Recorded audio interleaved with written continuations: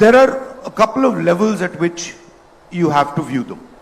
Right. So, the foundational level, in my view, is there fairness and participation? Meaning, for example, does the Northeast feel that it is participating in the national conversation? Does the Northeast feel that its ideas, its culture, its vision is being incorporated in the national conversation? So that would be a basic fairness, right? And there, on many axes, India is just completely failing, right? I did a speech in Parliament where I raised the point that the core of Indian government,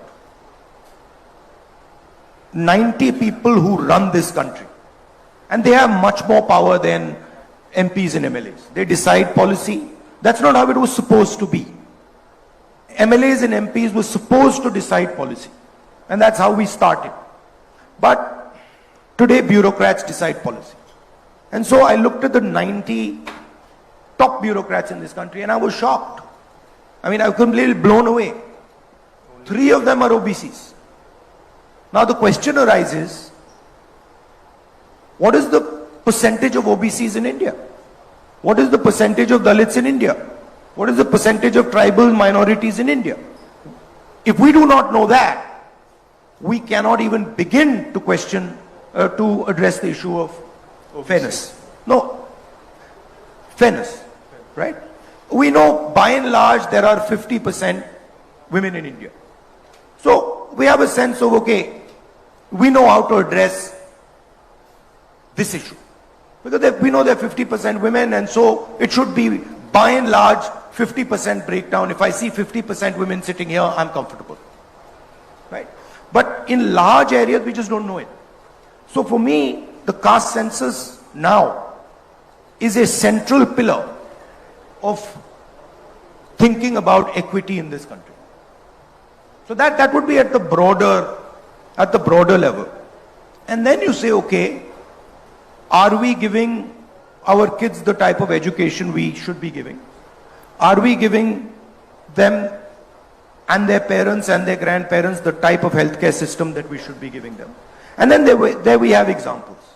So I was in Rajasthan yesterday, and I think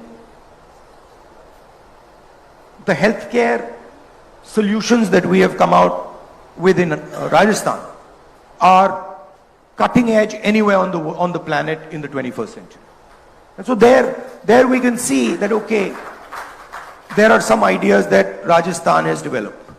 If you go to Chhattisgarh, some of the work that we are doing with connecting traditional production activities, manufacturing activities, some of the work we are doing with farmers is completely cutting edge.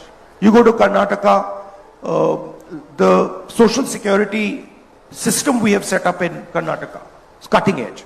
So there are examples of these things. We can look and say, okay, this state is doing well. Rajasthan can become a framework for a national healthcare solution.